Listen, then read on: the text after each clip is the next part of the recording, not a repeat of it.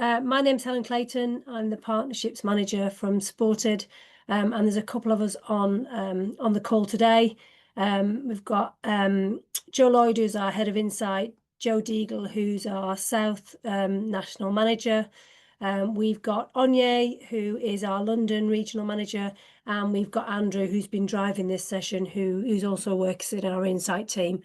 So we're going to talk a little bit today about our experiences of working in place. But first of all, I'd like to explain who we are and what we do, just in case you don't know. So next slide, please, Andrew. I think you're doing the steering. I'm not trusted with that bit. So Sported, we're an organisation that's been around for 11, 12 years. We were set up on the back of, well, prior to 2012 Olympics, from a guy called Keith Mills. He basically believed that the whole ethos of the Olympics and why we should host it in Britain was the fact that we had this huge base of a pyramid of mad nutters who used to go out with bags of balls and run organisations as volunteers, put his money where his mouth was, and sold a business and set up Sported. Originally, we were a grant-giving organisation, and during the course of giving out those grants, we realised that so many organisations, especially grassroots organisations, didn't have the internal structures to cope with money coming in, how to manage it, how to look after it, how to make it go as far as they possibly could, and also having the right governance and structures around their organisations to make sure they were resilient and fit for purpose. So that's what we morphed into originally, was a support organisation for grassroots clubs, not necessarily just sports clubs, looking at sport and physical activity groups, serving most deprived communities, those most at need. And you can see from that slide the fact we've got UK coverage right up in the top end of Scotland as well, and as far down as right down at the bottom of Cornwall.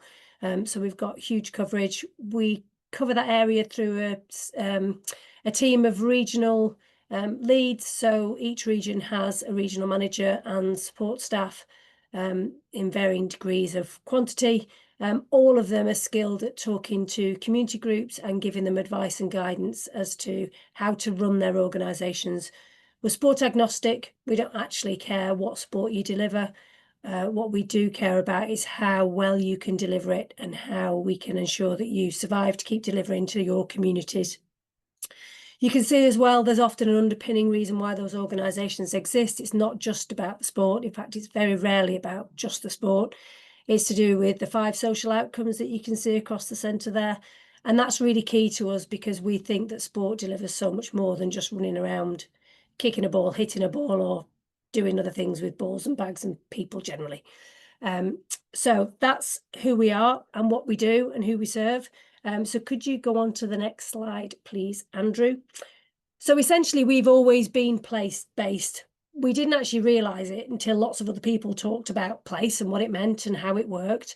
And where we got to was we realised, yes, well, we've always been place-based because we deliver our support in places, and the people we deliver that support to are based in those places, serving those people that live in those communities and know the issues and challenges that their communities and populations struggle with.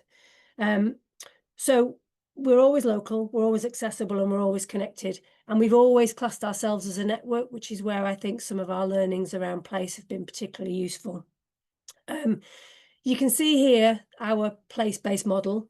So as place became more and more prevalent within our sector and wider, we found that some of those models, apart from being particularly confusing, and if I see another onion with loads of peel again, I might go mad, but actually it didn't really work for us, and it didn't really work for the people that we were serving, simply because so many models start from top down.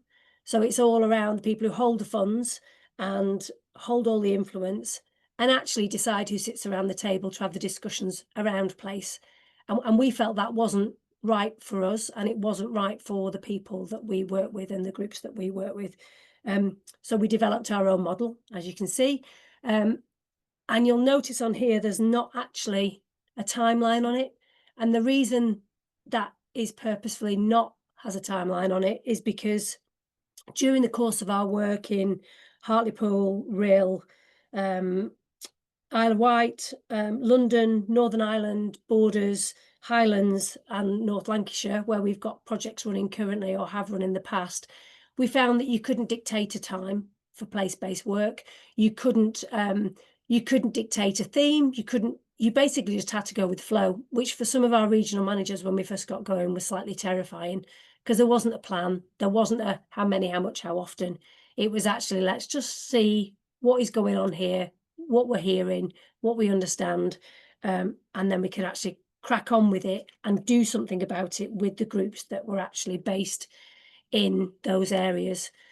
So the main thing we found is at the moment we feel that the left-hand side, as you look at it, is actually quite top-heavy. That's where the good spade work needs to be done to make sure that we're trusted by communities, that they understand what we're trying to do, that we understand the themes and the challenges that are particularly affecting them, and how we can start to work together to connect them to others. And I'm not going to go on too much about this because Andrew's going to cover this with our key learnings, but we can share all of these slides later. But what we've really found is key to this type of work is working in partnership, and actually developing those partnerships at every layer of place. So we've recently started working on a project in the Highlands and North Lancashire with the Westminster Foundation, and we've gone in completely open-handed and said, we're not here to take over what's going on. We want to fully understand it and we want to add benefit to it, which has been particularly well received by the communities and by those strategic partners who often find people with money come in and they just say, this is what we want to do with this money, and it doesn't matter what's gone on before. So we've really tried to avoid doing that, simply because we need everybody to work together to make the project work, to achieve our aims and objectives, and also to please our funder, the Westminster Foundation, to make sure that we can deliver what we want to deliver through their funding. And I think that's my little section done. So I've probably rushed it, Andrew, for a change. He's thinking, God, she normally babbles on for hours. But I'm going to hand over to Andrew, who's going to go through our key learnings from what we've discovered from our various areas we've worked in. Thanks, Andrew. Thanks, Alan. Hi, everyone. It's really lovely to be here today. I'm Andrew. I'm Insight Lead at Sported. And as Helen mentioned, I'm just going to take a few moments to run through some of the key learnings that we found over the course of our experience with place-based work and our connected communities model in particular. And then I'll pass over to Onye, who is going to chat in a bit more detail about our experience in London in particular.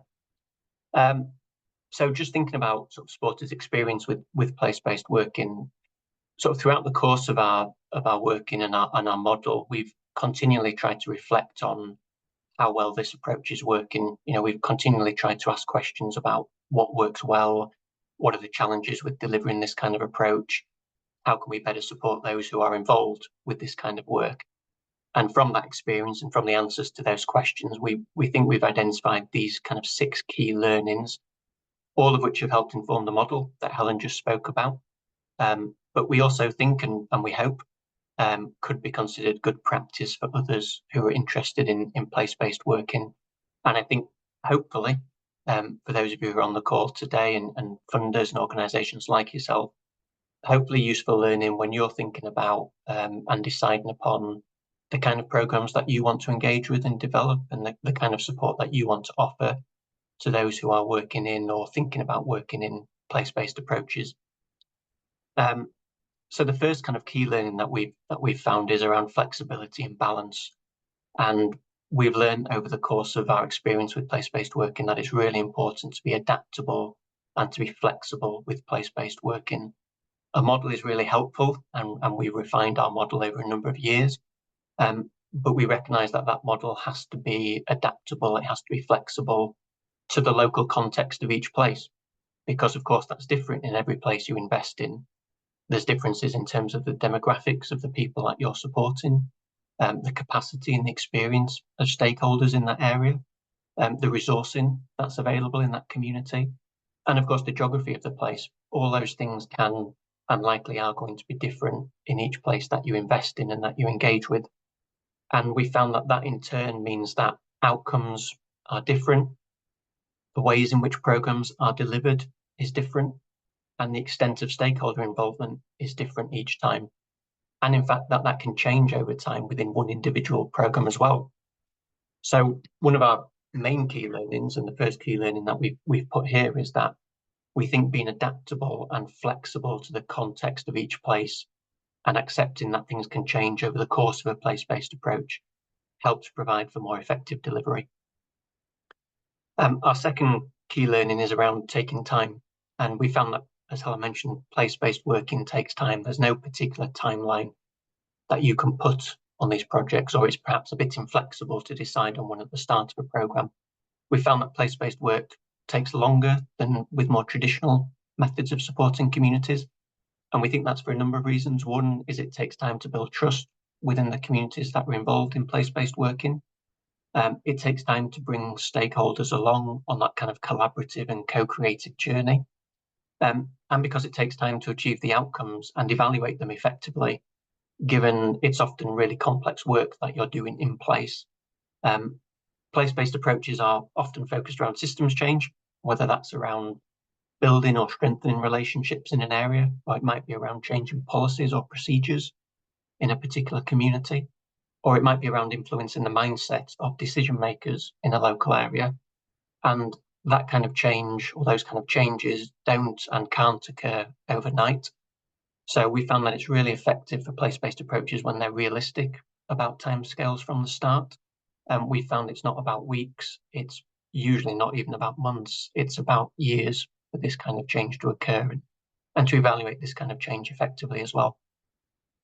In terms of capacity building, so one of the key reasons that we sort of built our connected communities model in the very first place was that we've gathered insight over a number of years at Sported around the fact that our community sport groups really want to work together with other groups in their local area. But we found with our place-based working that with collaborative and co-creative ways of working, that while groups often really want to work in this way of working, not every group is confident or has experience in this kind of approach. So one of our key learnings has been around programs can work really well when you build in support and you build in funding from the start to increase collective capacity with this kind of co-creative and collaborative working. So this could be around putting in place systems and support that can help groups with co-designing grant applications. It could be around putting in funding that helps with resources to build confidence for group leaders in facilitating network meetings in their local area. Or it could be around putting in resources that support increasing skills for group leaders around community evaluation. If you can provide funding and you can encourage programs from the very start to build in this kind of capacity building approach as part of the model, it not only helps individual groups, but it helps collective place-based working as well as you go along. In terms of resourcing, so what we've tried to do with Sported's Connected Communities model as much as possible is to empower communities to take on the responsibility and the challenge of that work in themselves, to support them in co-creation and collaboration, and to help them build locally sustainable delivery models. But we have found that a key part of this is to have dedicated centralised staff time to support this approach. And we found that that should be a key part of resource planning from the very start of place-based working. So in particular, we found that coordinator roles are really integral to supporting this kind of working. And that's ideally where that role is occupied by someone who is based in that community, someone who has existing experience and connections within that local area, and someone who understands the systems within that community as well. We've also found it can be helpful to have what we call anchor groups. So that's a particular local organisation in the place that you're investing in that perhaps has slightly more resourcing and perhaps slightly more staff time to play a bigger role on the ground in coordinating and supporting work in that community. So we think that supporting place-based programs to include this kind of dedicated staff time can really help smooth the delivery of place-based approaches. And I mentioned there understanding systems, and we found that mapping out relationships and mapping out systems before and during place-based approaches supports both delivery and evaluation. So you can do this even before a funding programme begins, by mapping out a local system to understand who works there and who connects with who. And if you do this in advance, it can help pick out where change in the system could be most meaningful or where it's most realistic to target, which then allows you to build funding and programmes that target those particular areas. But mapping is also useful during a programme. So it helps identify engagement opportunities as you're going along. And it also supports more effective evaluation and learning. We found that mapping out connections and mapping out actors within a local community can help build a really nice visual picture of how change is occurring as you go along. And because building relationships is often a key part of systems change and a key part of in-place working, that idea of relationship mapping can really help tell the story of place-based working. And so our final key learning is actually about evaluation and learning just generally. And as I've sort of tried to get across, and I don't think we're the only organisation who found this, place-based working is complex. It involves multiple stakeholders working across local systems with different capacities, and where outcomes can change over time. And of course, the fact that all of this can be different from place to place as well. So with this in mind, one of our key learnings is around encouraging programs to embrace evaluation approaches that explore and recognise this complexity. So that could include encouraging programs from the very start to create evaluation and learning programs that embrace long-term timescales. So thinking about evaluation, not just in terms of weeks or months, but as I've said before, kind of over years.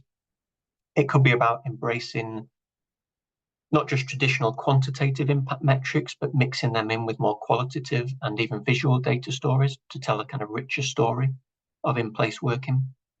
And we also think encouraging explanatory approaches works well. So it's not just about finding out what happens, but encouraging programs and funding programs to ask how and why change is occurring. And we absolutely appreciate that these kind of approaches and these kind of evaluation toolkits can be quite different from traditional and long-standing approaches to evaluation.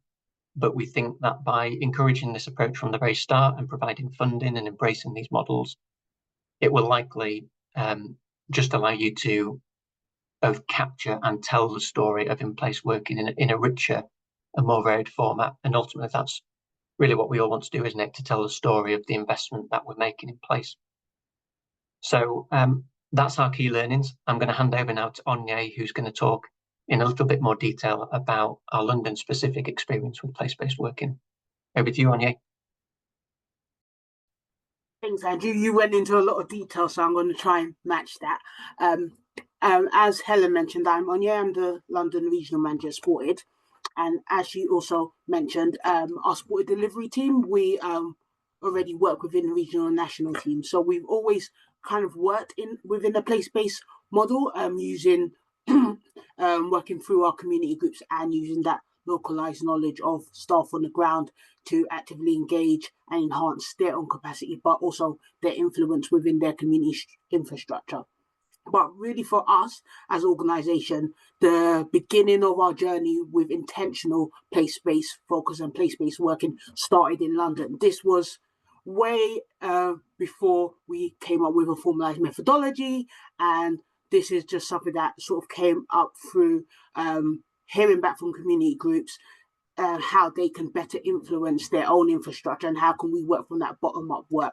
So our first foray into place-based work was in London, and this really allowed us to incorporate our ways of working into the communities, allowing groups to work with each other, also enhancing some of our own work within place, and supporting organisations to build their own individual capacities as an organisation and increase their capacities to influence their local infrastructures or local authorities.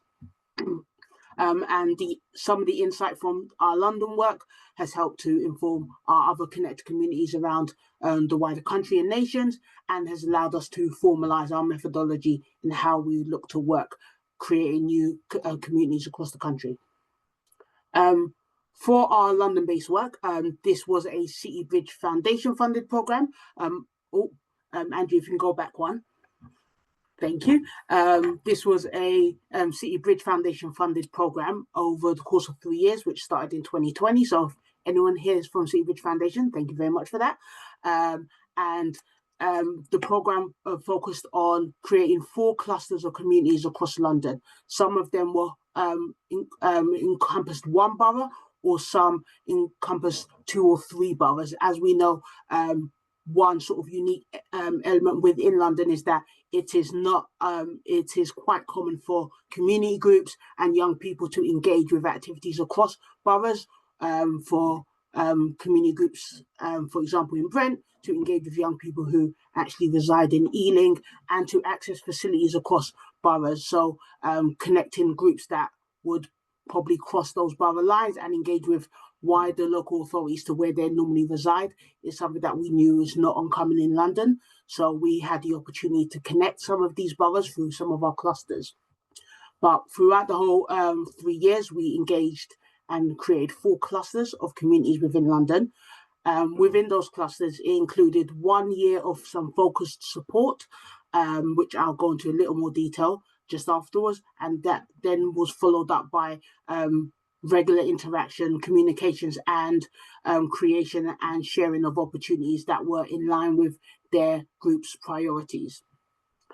Within that focused year of activity, it's to kick off that work, we really started with a series of focus groups within the communities to identify some common needs. So we really started with going to the community groups, understanding their needs, and then bringing on stakeholders and partners on board to ensure that any stakeholders and partners that we bring on is really in line with their need and their common challenges or topics.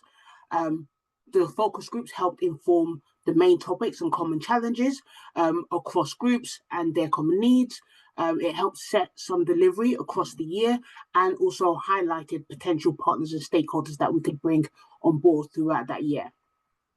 Followed by that, we then put together throughout that year a collection of network meetings, which engaged not only the community groups that started with us, but also encouraged more to join our networks through our wider network across Sported, but also through those community groups that are already involved, bringing along peers that they know who wasn't necessarily part of our network. It also encouraged peer support and collaboration, as Andrew mentioned, a highly rated element within this project that many of our community groups highlighted was around being able to collaborate with like-minded community groups, and also it helped them identify needs that they didn't quite know they needed until they heard from other people who was able to articulate it in a way that aligned with what they actually needed. We also delivered a range of sort of training and workshops. All of our clusters across the 4 clusters had standard upskilling within creating pathways and partnerships to really help their influence and their negotiation skills. Some work within fundraising. Fundraising within community groups is always high on top of their list of needs, and also looking at sustainability planning. How, as an organization, do they stay sustainable, and do they create partnerships that adds to that sustainability? We also added activities and opportunities that will focus based on their collective priorities. I will touch based on what the priorities were for each clusters in a bit, but these activities and opportunities that we brought along was really in response directly to what they needed. And we also brought in partners to either deliver capacity building or join network meetings to support groups, to connect with organizations, and really to hear from their residents and their local people in terms of where they see them being better supported. Also, an outcome from this was that individual capacity building support was provided to groups from their individual needs, and it connected, and we also looked to connect individual groups with wider partners as and when needed. Across all of our clusters, our ultimate goal really was to improve social integration through grassroots sports by building capacity, resilience, and partnerships across all of our community groups. Andrew, if you can go to the next one, please. I'm just touching base on sort of the 4 clusters that we had throughout this project. Our first cluster was a collection of 3 West London boroughs. So it was Ealing, Hounslow, and Brent. This included 37 community groups, and we brought along 5 partners and stakeholders along throughout the year.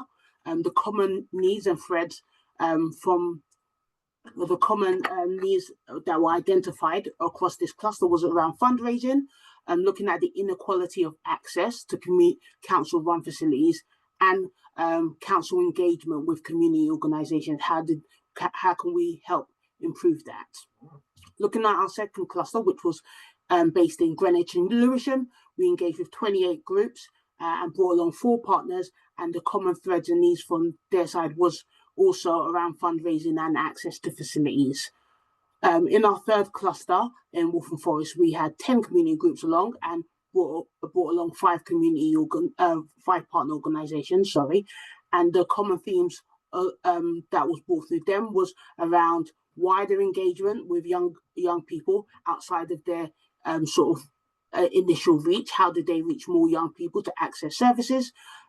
Again, access to facilities, which is quite a common need across London, and also looking at social prescribing. How can these community groups engage with their healthcare sector in allowing young people to access sport and physical activity as a result of visits to a doctor, and working with social prescribing link workers to connect them through the healthcare service. And cluster 4 within Haringey, we worked with 18 community groups and 5 partners, and the common threads and needs that were identified were around cost of living, and particularly the cost to families to allow their young people to engage in extracurricular activity, the affordability of facilities, and how how facilities can be more affordable to community groups, especially if they look to co-share, looking at the decline in mental health within young people, and how young people can get access to mental health services swiftly and more readily available, and looking at improving their relationship with their local authority. And I think I'm passing on back to Andrew. Thanks, Anya. Yeah, so just before we go on to the rest of the session, which is going to be a Q&A and a facilitated discussion, I just kind of wanted to close with 3 key takeaways from our experience, and 3 key takeaways that we hope can kind of inform discussions moving forward, and particularly for organisations like yourself on the call today who are interested in funding things that we think could be important considerations in the future. So the first is around just this idea of place-based working being most effective when it's long-term and as flexible as possible. As we've kind of discussed, this way of working does take time, and it needs to be adaptable to local community capacity and needs. The second key takeaway is around us understanding and I think recognising that place-based approaches is a particular form of working, and we'd really encourage funders to think about empowering communities to make this as effective as possible by supporting them with training and development with this kind of way of working. So building confidence in co-creating projects and empowering them to take ownership of those projects in the long run. And then the third takeaway is just around kind of an openness and encouraging an openness to be more creative and more flexible around the evaluation and reporting that comes out of place-based working. It can be really challenging to evaluate systems change and place-based approaches. And certainly more traditional impact metrics do have their place, but they don't always tell the full story of the change that's happening for communities. So we think that there's opportunities to embrace different toolkits that can really fully explore and highlight and tell the story of that change. So we're always keen to encourage that moving forward as well. So that's kind of the end of our presentation part of the session. I'm going to hand over to my colleague Joe now, who's going to facilitate the rest of the call, which is a kind of a Q&A and an open discussion. So over to you, Joe. Thanks, Andrew. Yeah, so I'm Joe. I'm a national manager at Sported for the south of England, which includes London.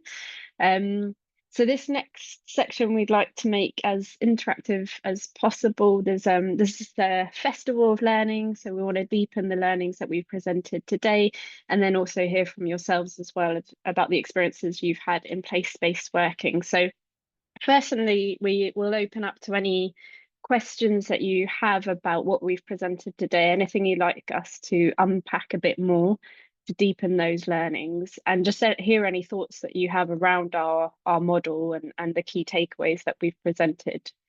So if you want to unmute yourself and raise any questions or share any thoughts.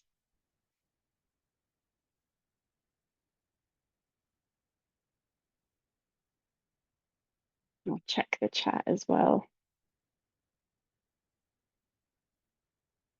Someone's got some timely board papers to wrap up. Thank you for coming.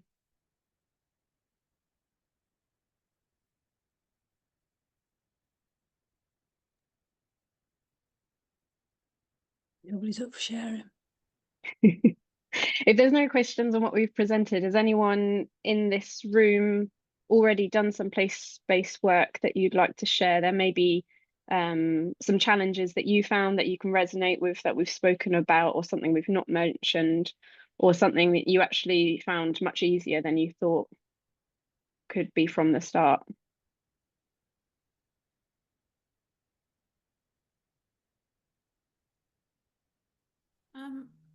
Hi, my name is Rachel. I'm from Hyde Housing. I couldn't bear the silence any longer, so I had to speak. Thanks, Rachel. I work with our community centres within our housing association. So we've got 10 community centres, all managed by external community partners, and a huge amount of what you've said really resonates with our work as well, about capacity building and building trust and the whole journey you're talking about. And I think it's really important that you acknowledged about the time it takes to develop these relationships. That there's often a pressure about going in and having lots of quick wins, but I think having those kind of really long-term solid relationships is really important to highlight, and is often something that's missed out on, around funding, of course, because everyone wants quick results, don't they? But one of our community venues is also a football pavilion, so that's really interesting, the kind of link with sports and how important that is in a community. Through community cohesion, it's one of our busiest venues, really, and it brings in the widest kind of range of clientele as well. So yeah, just really interesting to hear from a kind of funding organisation's perspective on this. So thank you. Thanks, Rachel. The Pooja or Pura from Camden Giving? Pooja's right. Pooja. Thank you. Just wanted to say that really resonated with everything that you've been speaking about in terms of, forging partnerships and working at a grassroots level and working in a way that fits into how communities are already working within their own context. Just because I work at Camden Giving, so we're a place-based participatory funder working out of London Borough of Camden. And so we do our grant making in a participatory way, working with local residents who have experience of inequality to make decisions around where funding should go. We've been doing bits of community research with residents around this. And I think the piece that you've been saying about like measuring and evidencing impact, and what kind of data or what kind of evidence do we see as impact of systemic change, I think it really resonated with that. And just I think the importance of value of anecdotal data and testimonies and just stories coming from the community. But I suppose maybe a question there as well is, when you try to think about how you use that to evidence, or like when you have to impact report to your funders and corporate partners who want to like look at numbers and really see, are things changing, is inequality going down in Camden? And I guess doing that act of translation is always something you're trying to do, while also being true to the way in that participatory way and place-based way in which you're working. So I don't know if there were any thoughts, advice, opinions around that, but so great to hear about the amazing work you guys are doing. Thank you, Pooja. So I'll hand that over to Andrew or other Joe from Sported. And then if there's anyone else in the room who does have experience in this as well and would like to share their experience around that evaluation piece, then please do also share. I'm happy to speak to it, but I'm also happy to let Andrew speak to it. I'll go first, and then Andrew can fill in whatever I forget to say. But yes, this is a real challenge. I think the way, our, similar to kind of the refinement of our place-based model over time, we've also been kind of growing and maturing our approach to evaluation over time, and we've got quite a lot of learnings around that as well. But in our most kind of mature phase of our analysis, what we've really been doing is a kind of mix. So we've been accepting those more kind of traditional, numeric type measurement opportunities. So using surveys with, standardized response scales and things like that to try and kind of gauge a sense of, are we seeing improvements in things like connectivity and relationships and trust and things like that over time. but we've been doing it under the, with the kind of proviso that these kinds of metrics can miss the impact, because they really can. It really doesn't tell the full story. So we've been mixing that with more kind of systems-based analysis methods. So, for example, we're doing something called actor mapping, which is over time. You start with who are the sort of the main players or the main actors in this space, and you map it out, and then you can kind of do that in subsequent years. And hopefully what you see over time is a kind of, again, a maturation of the map of the network and the relationships and how they function. And you're able to actually demonstrate that through the actor mapping. I think the other way that we're doing that is using interviews to really draw out the kind of systemic change, because metrics, sort of scales or surveys are not going to really tap into that. To really get under the surface of deep change or systemic change, you really need to kind of be able to explore all of that. So we're using kind of interviews with what is called a realist evaluation approach, which is asking questions like, what's happened, who's it happened for, under what conditions, when did it happen, really trying to tease out the specifics of what's changed and what hasn't. We're also using something called social trend analysis, which is trying to rely on wider data sets. So, for example, the active lives data set is very detailed, and we'll be able to show kind of changes in the wider place. So usually at local authority level, you can see, whether or not physical activity levels or health and well-being levels have changed over time. And it's really blending the two. So blending those more traditional metrics with the more systems-based analysis, because each are going to pick up on something different, and each are going to help you build a fuller picture of the complexity and of the change over time. So, but that maybe that sounds quite sophisticated, but it took us a long time to get here. We've again been on quite a journey of how we do evaluation, and that's kind of where we're at. And I guess I would just say, for anybody here who is looking to kind of try to evaluate systems-based change, is something that was said to us, which is, don't try to start complex, start simple, pick one systems-based methodology and get that right, because doing that is going to be better than trying to do too much and getting everything, a bit jumbled. So tend to try and start simple with the systems-based methods is a good thing. Andrew, I don't know if you want to add anything to that.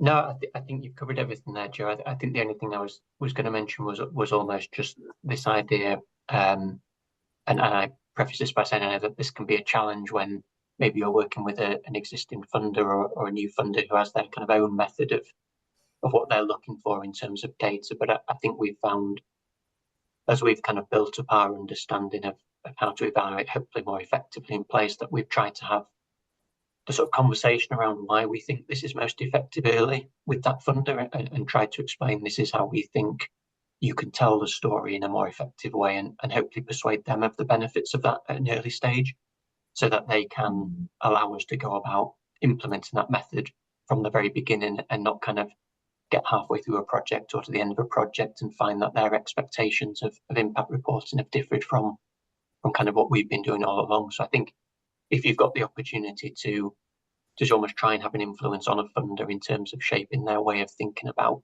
impact reporting, and if you can do that early, I think that really benefits place-based working as well.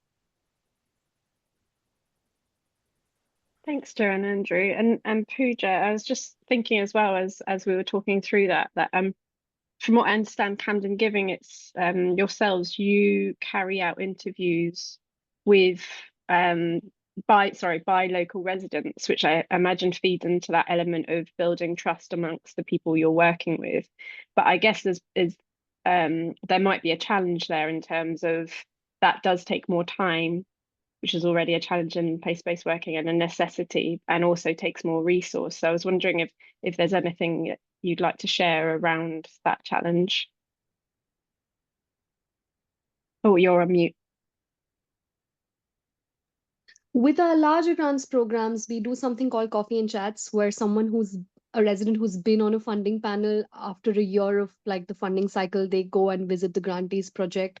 And instead of us doing interviews with the grantees, like the panelist does an interview with them, And that can also be a space for them to give us feedback on how they found the funding process and like what's worked for them, what hasn't, what can work better. Which, as you said, you're right, it is a more time-consuming process. It's also, I suppose, sometimes a more expensive way of working when you're working in a participatory, when you want to compensate people for their time and lived experience. But in our, I think, experience, and full disclosure, I haven't been at Camden Giving since the start of the journey in 2017. I've been here for a year and a half, so I'm still learning and getting a sense of how things work. But I think the biggest advantage or asset that's come out of this is just the trust and relationships we've built in the community, and the way people, I guess, look to us to collaborate and work with us and would come to us for support if they needed to.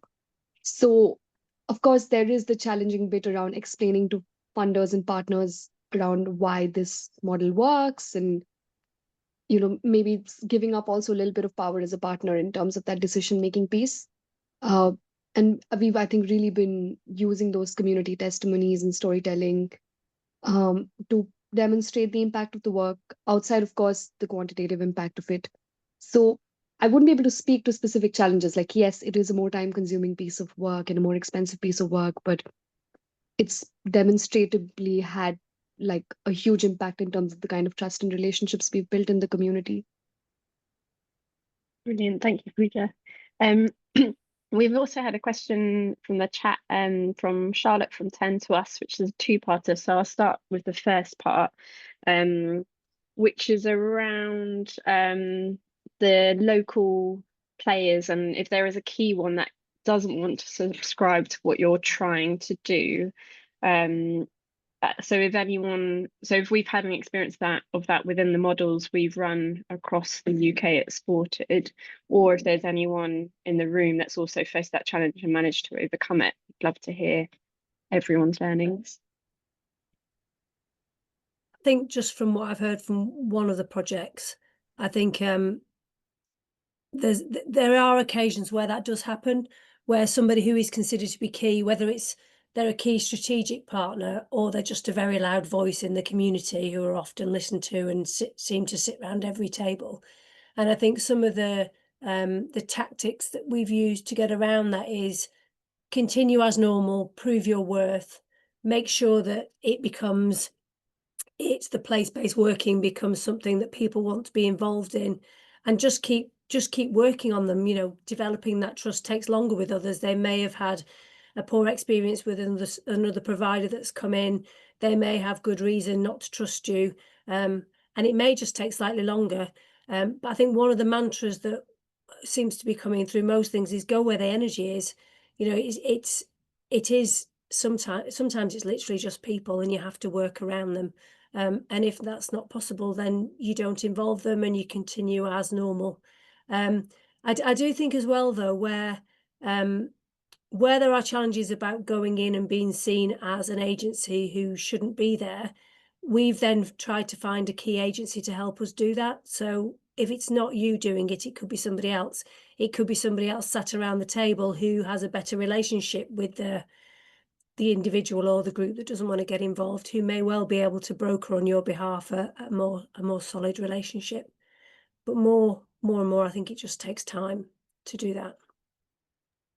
And that's the same with the second bit of the question, Joe, around the competition bit. I think that's exactly the same. It's got to be open and honest, and make it very clear from the start. You have very clear outlines of where this funding is going, why it's going there, and what your criteria are around this. But just knowing that Camden Giving are on the call, I remember we did a funder event a while ago, and I think it was Camden who said, basically, you shut everybody in the room together, you get them to tell them what you're going to spend the money on, and you decide to put them together as a group, which I think is really brave, but seems to work and would work in that instance. So there's no competition because your cards are on the table to start with, and you're clear that you're going to make that money go as far as possible to as many people as possible. Thanks, Helen. It also links to that point around the resource and roles required within this type of work, and the skills of the facilitator, and making sure that they're equipped to be able to be in that room and make sure every voice is heard. So when there are loud voices, that everyone actually does have a chance to participate. and to have that local trust. So that's where we talked about sometimes it might be someone from the local community who is actually that key facilitator to support those conversations. It is a really interesting point about the competition as well, in a landscape where funding is getting tighter and tighter, and there are more and more people applying for funding, etc. So yeah, that's again around that point of the capacity building and the capacity building at the start to strengthen the skills and the reasons for collaboration and what the outcomes you can expect from building that from the start. Are there any other questions at all?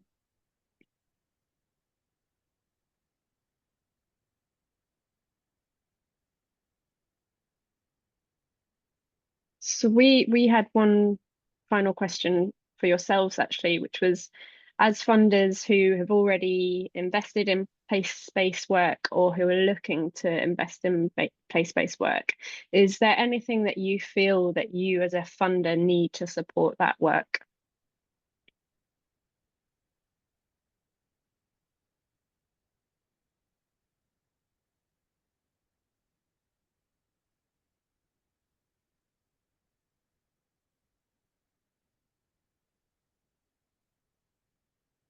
Sounds like everyone's set, everyone's good.